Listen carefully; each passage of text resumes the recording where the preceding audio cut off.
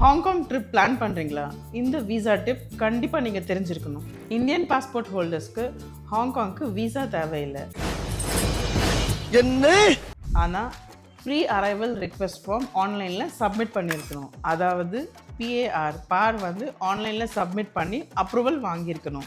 நீங்கள் Indian passport ஹோல்டராக இருந்தால் உங்களுடைய பாஸ்போர்ட்டோட எக்ஸ்பைரி டேட் மினிமம் 6 மந்த்ஸ்க்கு குறையாமல் இருக்கணும். Return tickets and hotel bookings கட்டாயம் பண்ணியிருக்கணும். அண்ட் ட்ராவல் டாக்குமெண்ட்ஸை ரெடியாக வச்சுக்கோங்க.